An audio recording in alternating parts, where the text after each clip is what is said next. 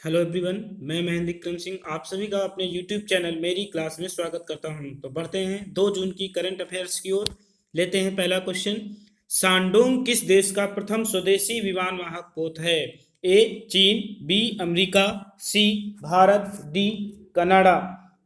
तो इसका answer A सही है। ये किस देश का है? तो ये चाइना का है और पहला स्वदेश निर्मित विमान वाहक पोत है।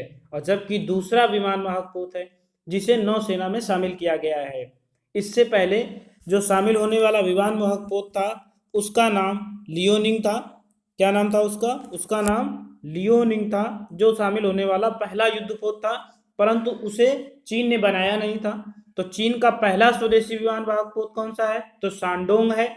और जो स्वदेशी है, जबकि पहला पूछा जाए केवल तो लियोनिंग था, जिसे चीन ने यूक्रेन से खरीद कर नवीकरण किया था। और इसे चीन ने यूरोप किससे खरीदा था? तो यूक्रेन देश से खरीदा था। चीन के राष्ट्रपति कौन है? तो शी जिनपिंग है। प्रधानमंत्री ली केकियांग। चीन की राजधानी बीजिंग और मुद्रा युआन तथा रेमनबी है। यहाँ पर digital currency DC digital currency EP चीन ने जारी किया है। हाल ही में चीन ने $2 बिलियन सहायता डब्ल्यूएचओ को देने की घोषणा की थी। कितनी राशि? तो $2 बिलियन की राशि किसे? डब्ल्यूएचओ को देने की घोषणा भी की थी। चीन ने हाल ही में अपने प्रथम मंगल मिशन का नाम भी तिहानयेन रखा है। क्या रखा है? तो तिहानयेन नाम रख दिया है। यह चीन का पहला मंगल मिशन भी होगा। हाल ही में इसने सिंगफुन 1 और सिंगफुन 2 नामक उपग्रह भी लॉन्च किए थे। याद कर लीजिएगा, सिंगफन 1 और सिंगफुन 2 नामक उपग्रहों को भी चीन ने लॉन्च किया था। तो वर्तमान समय में राष्ट्रपति शी जिनपिंग है, प्रधानमंत्री ली केकियांग और राजधानी बीजिंग, मुद्रा युआन, डिजिटल करेंसी डीसी और ईपी है। पूरा नाम डीसीपी है। अगला प्रश्न लेते हैं। एफएसएसएआई का मुख्य वित्तीय अधिकारी किसे नियुक्त किया गया है? तो एफएसएसआई का पूरा नाम देख लीजिए क्या होता है। Food safety and standards authority of India.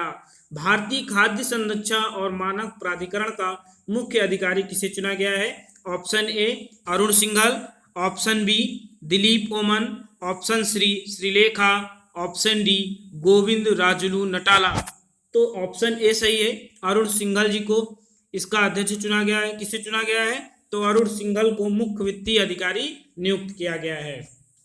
FSSAI की स्थापना भारतीय खाद्य सुरक्षा और मानक प्राधिकरण की स्थापना खाद्य सुरक्षा अधिनियम एक्ट 2006 के तहत हुई थी। इसकी स्थापना 1 अगस्त 2011 को हुई। वर्तमान समय में इसकी अध्यक्ष रीता टोएटिया हैं। कौन है?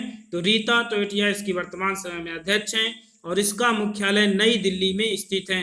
यह स्वास्थ्य एवं परिवार कल्याण मंत्री के अधीन कार्यरत एक एजेंसी है। स्वास्थ्य एवं परिवार कल्याण मंत्रालय हर्षवर्धन के पास है, डॉक्टर हर्षवर्धन जी के पास है। अभी ऑप्शन में ये दिलीप ओमन। आप पिछले वीडियो भी देखते रहिए और मैं उन सभी बिंदुओं को इनमें ऑप्शन बनाकर रखता हूं जो कहीं ना कहीं पीछे करंट में रहे हों। तो दिलीप ओमन, इन्हें स्टील इंडिया एसोसिएशन का अध्यक्ष चुना गया है। श्रीलेखा, ये केरल की पहली महिला डीजीपी बनी है। कहाँ की है? तो ये केरल की पहली महिला डीजीपी बन गई हैं। गोविंद राजुलू नटाला, इन्हें नाबार्ड बैंक का अध्यक्ष चुना गया है। किस बैंक का? नाबार्ड बैंक का। चारों इंपॉर्टेंट हैं, आप इन्हें सभी को याद कर लीजिए। नाबार्ड बैंक, स्टील एसोसिएशन और इन्हें डीजीपी चुना गया है। अगला प्रश्न लेते हैं। तो अगला प्रश्न है, सरकार ने कोविड-19 से लड़ने के लिए किस मॉडल की शुरुआत की है? भारतीय super model, my life my yoga, दोनों, इनमें से कोई नहीं। तो भारत सरकार ने इससे लड़ने के लिए भारतीय सुपर मॉडल एक विकसित किया है, जिसके तहत 16 बायो रिपोजिटरी स्थापित की जाएंगी, जिसमें नैदानिक नमूनों को लिया जाएगा और जिसके साथ बहुत सारे नमूनों की बात की गई है। तो किसने शुरू किया है? तो भारतीय सुपर मॉडल के नाम से ये कोविड-19 से लड़ने के लिए भारत सरकार ने शुरू किया है। भारत सरकार की बारे तो प्रधानमंत्री नरेंद्र मोदी, गृह मंत्री अमित सिंह, रक्षा मंत्री राजनाथ सिंह और विदेश मंत्री एस जयशंकर हैं। आप इन्हें भी याद रखिए। अगला प्रश्न लेते हैं। एंटीफा को किस देश ने आतंकवादी संगठन घोषित किया है? इंपॉर्टेंट है। एंटीफा को किस देश ने आतंकवादी संगठन घोषित किया है? ए अमेरिका, बी चाइना, सी रूस, डी यूरोपीय संसद। तो अमेरिका ने इसे आतंकवादी संगठन घोषित करने का निर्णय लिया है। अब इस एंटीफा की बात कर लेते हैं कि एंटीफा आखिरकार है क्या। तो एंटीफा के विषय में देख लीजिए। अमेरिका में फांसीवाद के विरोधी लोगों को एंटीफा, एंटी फेसिस्ट भी कहा जाता है। अमेरिका में फांसीवाद के विरोधी लोगों को एंटीफा, एंटी फेसिस्ट कहते हैं। अमेरिका में एंटीफा आंदोलन वामपंथी, उग्रवादी और फांसीवादी विरोधी आंदोलन के लिए इस्तेमाल किया जाता है। इसकी 1980 के दशक में एंटी रेसिस्ट एक्शन के रूप में स्थापित हुआ था। किस रूप में? तो 1980 के दशक में एंटी रेसिस्ट एक्शन नामक समूह के साथ यह शुरू हुआ, पर सन 2000 तक इसने कोई भी बड़ा आंदोलन नहीं किया था। परंतु जब से राष्ट्रपति डोनाल्ड ट्रंप अमेरिका के राष्ट्रपति बने, तब से इनका लगातार विरोध जारी है। तो एंटीफा को आतंकवादी संगठित घोषित करने का निर्णय किसने लिया है? तो अमेरिका ने लिया है। अगला प्रश्न लेते हैं। अगला प्रश्न है, किस खिलाड़ी ने अर्जुन पुरस्कार के लिए आवेदन किया है? ए साक्षी मलिक, बी दीप्ति शर्मा, सी ईशांत शर्मा, डी शिखर धवन। तो इसका आंसर ए सही है।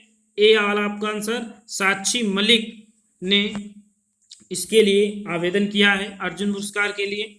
डी बाकी ये जो तीनों हैं, ये तीनों क्रिकेट खिलाड़ी हैं और जिन्हें बीसीसीआई, किसने?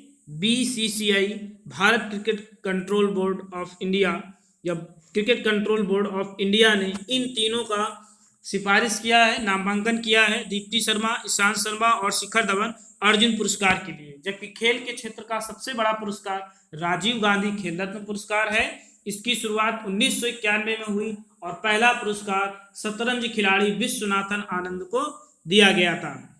अर्जुन पुरस्कार की शुरुआत 1961 में हुई थी और इसके लिए आवेदन साक्षी मलिक ने किया है। साक्षी मलिक रियो ओलंपिक विजेता हैं, जो हरियाणा से संबंधित है। कहाँ से संबंधित है? हरियाणा राज्य की हैं और रियो ओलंपिक में इन्होंने कांस्य पदक जीता था, तब से ये चर्चा में है। हरियाणा की बात करें तो हरियाणा सरकार ने कुछ नई करंट योजनाएं शुरू की, उनकी बात कर सकते हैं हम लोग। हरियाणा में सरकार ने सार्वजनिक स्थलों पर मास्क न लगाने व थूकने पर 500 रुपये जुर्माना लगाया है। मेरा पानी मेरी विरासत योजना शुरू की गई थी। सभी खेल परिसर और स्टेडियम को खोलने की अनुमति दी गई थी। स्वाइन फ्लू और हेपेटाइटिस बी का राज्यव्यापी टीकाकरण भी शुरू किया था। यहाँ के मुख्यमंत्री मनोहर लाल खट्टर और राज्यपाल सत्यदेव नारायण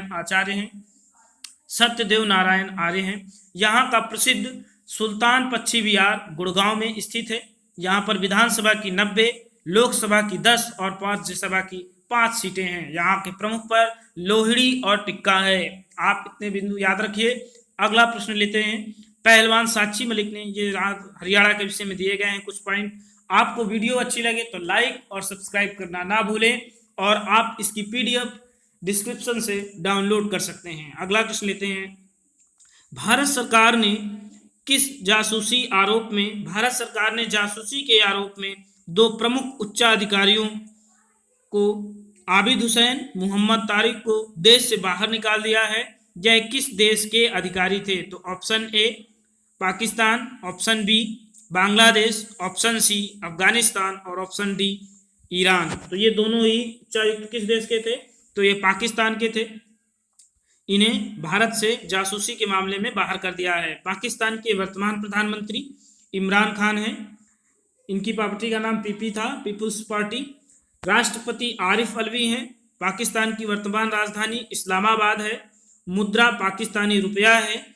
प्रथम प्रधानमंत्री यहाँ के लियाकत अली खान थे एवं गवर्नर मोहम्मद अली जिन्ना है। करंट की बात करें तो हाल ही में पाकिस्तान ने पीओके, पोक ऑक्युपाइड एरिया, जो गुलाम कश्मीर के नाम से जाना जाता है, वहां पर चुनाव कराने का निर्णय पाकिस्तान के न्यायालय ने लिया है, जिसका भारत ने कठोर विरोध किया है। अगला प्रश्न लेते हैं। निसर्ग तूफान को लेकर किस राज्य में चेतावनी जारी की गई है? Option A Gujarat, option B Maharashtra, option C Orissa और ऑप्शन डी आंध्र प्रदेश। तो मौसम विभाग के वर्तमान अध्यक्ष मृत्युंजय महापात्रा हैं। उन्होंने गुजरात और महाराष्ट्र में निसर्ग तूफान को लेकर चेतावनी दी है और कहा है कि 2-3 दिन के अंदर ही यह तूफान यहाँ पर पहुंच सकता है। यह तूफान अरब सागर में उठ रहा है। तो इसे याद रखिएगा कि किन राज्यों में, तो गुजरात और महाराष्ट्र में। गुजरात और महाराष्ट्र कोविड-19 से संक्रमण में सर्वाधिक केस यहीं पर दर्ज किए गए हैं। गुजरात के मुख्यमंत्री विजय रूपानी हैं, जबकि महाराष्ट्र के मुख्यमंत्री उद्धव ठाकरे हैं। तो अगला प्रश्न लेते हैं। अगला प्रश्न है, ब्लैक लाइव्स मैटर मूवमेंट किस देश में शुरू हुआ है? ये इंपॉर्टेंट है। A America, B Canada, C Germany, D Australia. Most important question है। तो इसका आंसर तो अमेरिका है। पहले इसकी बात कर लेते हैं, किस देश में शुरू हुआ है? तो अमेरिका में शुरू हुआ है। ये घटना क्यों शुरू हुई? तो जॉर्ज फ्लॉयड नामक एक अश्वेत व्यक्ति को कोविड-19 के कारण उसकी नौकरी चली गई थी। जॉर्ज फ्लॉयड नामक एक व्यक्ति थे जिनकी कोविड-19 के कारण रोजगार छूट गया था, ये बेरोजगार हो गए थे। कुछ समय पश्चात उन्हें पुलिस ने पकड़ा था और इसके पश्चात उनकी मृत्यु हो गई। फलस्वरूप यह आंदोलन शुरू हुआ। यह एक अफ्रीकी अमेरिकी आंदोलन है जो काले लोगों के प्रति हिंसा, नस्लवाद के खिलाफ अभियान है। यह अमेरिका में अश्वेत लोगों की हत्या, पुलिस की बर्बरता, नस्लीय रूपरेखा के खिलाफ आंदोलन है। इसकी शुरुआत 2013 में हुई थी। कब हुई थी? तो 2013 में हुई थी। वर्तमान समय में यह अमेरिका, कनाडा, जर्मनी और ऑस्ट्रेलिया मतलब सभी चारों राज्यों देशों में फैल चुका है। तो ये सभी में है, लेकिन सबसे ज़्यादा कहाँ पर है? तो सबसे ज़्यादा ये अमेरिका में फैला है। किस लिए फैला? जॉर्ज फ्लॉयड की मौत पर फैला। यह एक अफ्रीकी अमेरिकी श्वेत थे। कोविड-19 के कारण इनका रोजगार छिन गया था और इन्हें पुलिस ने पकड़ा। इसके पश्चात इनकी मृत्यु हो गई और फलस्वरूप ये आंदोलन शुरू हुआ। तो यह कब शुरू हुआ था? पहली बार तो 2013 में यह आंदोलन शुरू हुआ था। अगला प्रश्न लेते हैं। अगला प्रश्न है, माई लाइफ माई योगा नामक वीडियो ब्लॉगिंग प्रतियोगिता किसने शुरू की है? तो देख लीजिए किसने शुरू की है। Option A Narendra Modi, option B Ayush मंत्रालय, ऑप्शन सी भारतीय सांस्कृतिक परिषद मंत्रालय या परिषद, डी इनमें से कोई नहीं। तो माई लाइफ माई योगा नामक पहल किसने शुरू की है? तो नरेंद्र मोदी ने इसको शुरू किया है। किसके माध्यम से? आयुष मंत्रालय एवं भारतीय सांस्कृतिक परिषद के सहयोग से वीडियो ब्लॉगिंग प्रतियोगिता शुरू की गई है। इस प्रतियोगिता के तहत आपको 3 मिनट का वीडियो अपलोड करना होगा और योग, प्राणायाम, बंद से संबंधित लाभ जो आपने प्राप्त किए अपने अनुभव को भी साझा करना होगा। और इस प्रतियोगिता के तहत 3 पुरस्कार, 1 लाख रुपए, 50,000 रुपए और 25,000 रुपए का पुरस्कार भी प्रदान किया जाएगा। यह कार्यक्रम मोदी जी ने 6वां अंतर्राष्ट्रीय योग दिवस जो 21 जून 2020 को मनाया जाएगा को प्रोत्साहन करने के लिए किया गया है। भारत की पहल पर ही संयुक्त राष्ट्र संघ द्वारा पहला योग दिवस शुरू किया गया था। पहला योग दिवस 21 जून 2014 को शुरू किया गया था। तब से प्रत्येक वर्ष 21 जून को योग दिवस मनाया जाता है। माई लाइफ माई योगा को जीवन योग भी कहा गया है। 6वें अंतर्राष्ट्रीय योग दिवस का आयोजन 21 जून को होगा। पहला 21 जून 2014 को मनाया गया था। तो इम्पॉर्टेंट है, आप इसे याद रखिएगा। अगला प्रश्न लेते हैं। अमेरिका की थर्ड मिसाइल को लेकर उसकी तैनाती पर विरोध किसने दर्ज कराया है? तो दक्षिण कोरिया, इजराइल, यूएई, चीन। तो चीन ने इस पर विरोध दर्ज किया है। हाल ही में अमेरिका ने अपनी थर्ड मिसाइल को दक्षिण कोरिया, इजराइल, यूएई और रोमानिया में तैनात किया है। दक्षिण कोरिया में अमेरिका का बेस स्थित है, वहीं पर इन्होंने इसे तैनात किया है। चीन के विरोध का प्रमुख कारण है कि ये एक हाई प्रोफाइल मिसाइल है जिसके द्वारा यह चीन पर नजर रख सकता है। इसके रडार बहुत मजबूत हैं और इसीलिए चीन इसका विरोध दर्ज कर रहा है। ये विश्व की सर्वश्रेष्ठ मिसाइल रक्षा प्रणालियों में से एक है। थर्ड का पूरा नाम terminal high attitude area defence है। इसकी टेक्नोलॉजी हिट टू किल पर आधारित है। यह सामने से आ रहे हथियार को रोकते नहीं बल्कि नष्ट कर देते हैं। यह 150 से 200 किलोमीटर दूर आसमान में भी किसी भी मिसाइल को नष्ट करने में यह सक्षम है। इसे अमेरिका ने दक्षिण कोरिया में स्थापित किया है। साथ में इजराइल, यूएई, रोमानिया में भी इसे तैनात किया गया है। तो इसे आप याद कर लीजिएगा। अमेरिका के वर्तमान राष्ट्रपति डोनाल्ड ट्रंप हैं और उपराष्ट्रपति माइक पेंस हैं। कौन है? माइक पेंस है। 50 राष्ट्रों वाला यह देश उत्तरी अमेरिका महाद्वीप में स्थित है और इसकी स्थिति मैक्सिको तथा कनाडा के मध्य है। अगला प्रश्न ले लेते हैं। दुनिया की प्रथम वाणिज्यिक अंतरिक्ष यात्रा की शुरुआत किस देश में हुई? दुनिया की प्रथम वाणिज्यिक अंतरिक्ष यात्रा की शुरुआत किस देश में हुई? A America, B China, C Japan और डी कनाडा। तो इसकी शुरुआत कहां पर हुई है? तो अमेरिका में हुई है। अमेरिका की अंतरिक्ष एजेंसी का नाम नासा है। नासा ने अपने 2 यात्रियों को अमेरिका की निजी अंतरिक्ष एजेंसी स्पेस एक्स के फाल्कन 9 की मदद से भेजा है। किसकी मदद से भेजा है? फाल्कन 9 की मदद से भेजा है। तो इसके विषय में जान लेते हैं। अमेरिका की नासा अंतरिक्ष एजेंसी ने निजी कंपनी स्पेस एक्स की मदद से अपने 2 अंतरिक्ष यात्रियों को ISS इंटरनेशनल स्पेस सेंटर में भेजा है। दोनों यात्री कौन से हैं? तो इंपॉर्टेंट है, डग हार्ले और बॉब बेकन, ये 2 अंतरिक्ष यात्री हैं जिन्हें भेजा गया है। इन 2 यात्रियों को जिस कैप्सूल के माध्यम से भेजा गया है उसको क्रू ड्रैगन नाम दिया गया है। ग्रुप नहीं है, क्रू ड्रैगन उसको नाम दिया गया है। अंतरिक्ष यात्रियों के सूट को स्टारमैन सूट नाम दिया गया है। अमेरिका वर्ष 2024 तक आर्टेमिस मिशन, इनका एक मिशन है आर्टेमिस, जिसके तहत चंद्रमा पर पुनः मानव भेजने की तैयारी अमेरिका ने की है। 2023 तक मंगल ग्रह पर मानव भेजने का भी इनकी योजना है।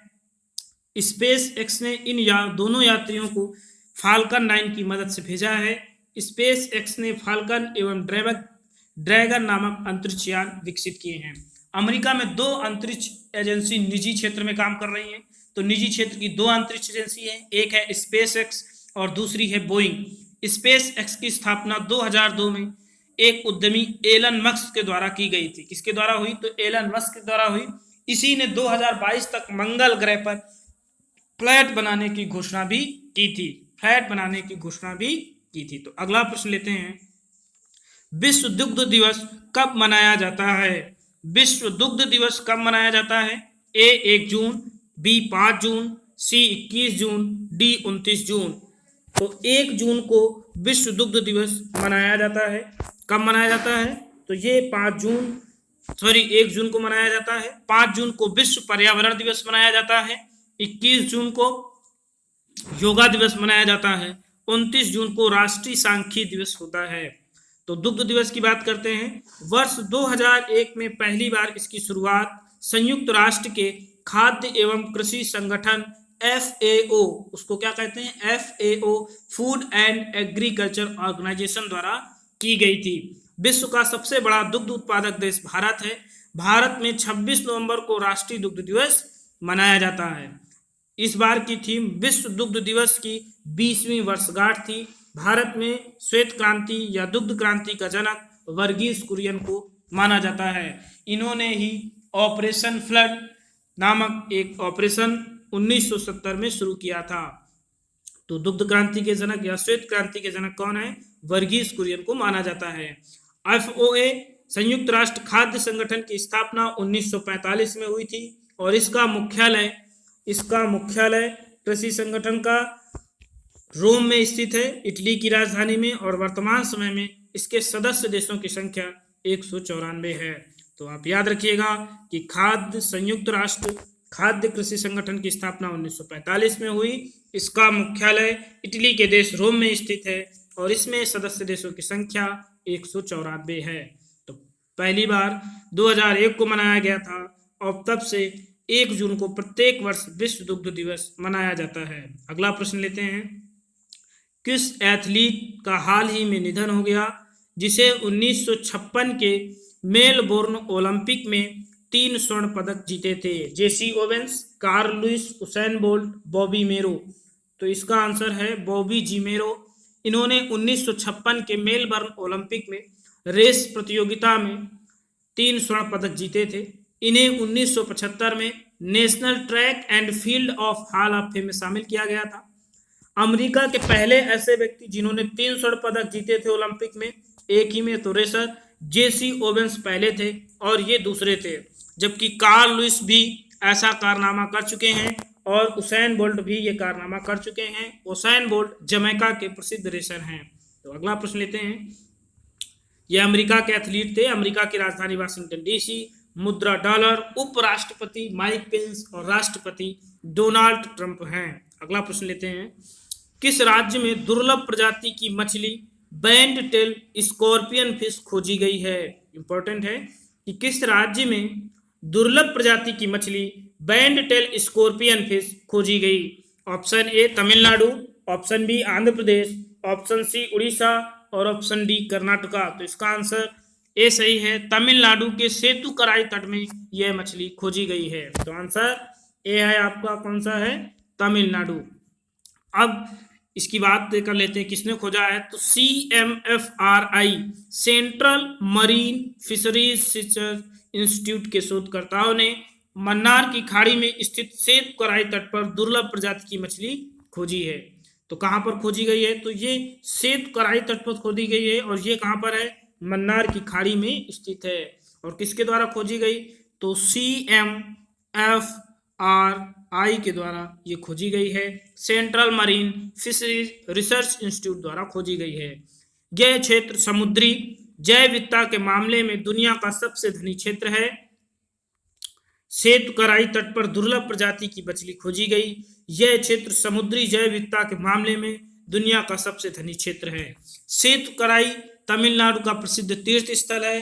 कहा जाता है भगवान राम ने लंका तक जाने के लिए यहीं से पुल निर्माण किया था। करंट की बात करें तो हाल ही में एक मछली पुंटियस सैक्टस, कौन सी मछली थी? तो पुंटियस सैक्टस नामक मछली हाल ही में यहाँ पर खोजी गई थी। जो छोटी मछली थी उसका नाम था पुंटियस सैक्टस। आप उसे नोट कर लीजिए, क्या नाम था? पुंटियस सैक्टियस। वो भी तमिलनाडु में ही खोजी गई थी। तमिलनाडु के वर्तमान सीएम के पलानीस्वामी हैं। राज्यपाल बनवारी लाल पुरोहित हैं। यहाँ पर विधानसभा की 235 सीटें जबकि लोकसभा की 39 और राज्यसभा की 18 सीटें हैं।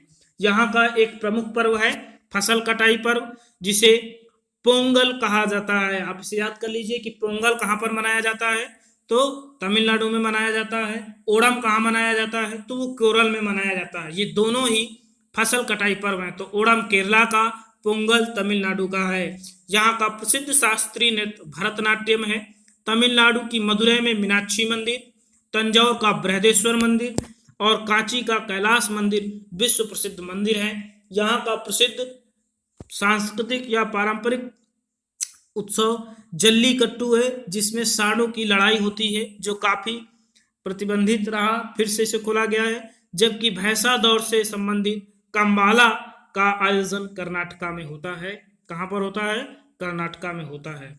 तो ये जो खोजी गई मछली है बैंड टेल स्कॉर्पियन, ये एक नई मछली की प्रजाति खोजी गई है, हाल ही में दुर्लभ है। और ये मछली है, आप देख लीजिए इसको हाल ही में खोजा गया है। ये सेतुकराई तट पर तमिलनाडु में खोजी गई है। अगला प्रश्न लेते हैं। अगला प्रश्न है किस प्रसिद्ध व्यक्ति का हाल ही में निधन हो गया? तो बहुत सारे प्रसिद्ध व्यक्तियों का हाल ही में निधन हो गया है। उन सबको एक साथ इसमें लिख दिया गया है। आप उन सबको याद कर लीजिएगा, सारे इंपॉर्टेंट हैं। थोड़ी सी चर्चा कर लेते हैं। ए रत्नाकर मतकरी, ये मराठी साहित्यकार थे जिनका हाल ही में निधन हो गया। मुज्तबा हुसैन उर्दू व्यंग्यकार थे जो हैदराबाद की रियासत पत्रिका के उप संपादक भी थे। इनका अभी हाल ही में निधन हो गया। बेजान दारूवाला, इनका निधन हो गया। ये प्रसिद्ध ज्योतिष और भविष्यवक्ता थे। योगेश गौड़ प्रसिद्ध संगीतकार गीतकार थे जिन्होंने बॉलीवुड में कई गीतों पर अपनी आवाज दी, इनका भी निधन हो गया। वाजिद खान प्रसिद्ध संगीतकार एवं निदेशक थे। 1 जून को 42 वर्ष की अवस्था में इनका निधन हो गया। यह प्रसिद्ध तबला वादक उस्ताद शराफत अली के पुत्र थे। वाजिद खान और साजिद खान ये 2 भाई हैं। ये साजिद खान अपने भाई से 2 वर्ष छोटे थे। इनकी जोड़ी प्रसिद्ध है और इन्होंने कई गीत संगीत में अपना सहयोग दिया। ऋषि कपूर प्रसिद्ध अभिनेता बॉलीवुड थे जिनकी हाल ही में निधन हो गई थी। इमरान खान, इनका भी हाल ही में निधन हो गया। ये भी प्रसिद्ध अभिनेता थे। श्यामला जी भावे, ये कर्नाटक की प्रसिद्ध संगीतकार थी जिनका हाल ही में निधन हो गया। तो इन 8 व्यक्तियों को आप याद रखिए। ये प्रसिद्ध व्यक्ति हैं जिनका हाल ही में निधन हुआ। वीडियो अच्छी लगे तो इसे लाइक और सब्सक्राइब जरूर करें। यदि किसी भी प्रकार को आपको कोई समस्या है तो आप कमेंट बॉक्स पर अपनी समस्या लिख सकते हैं।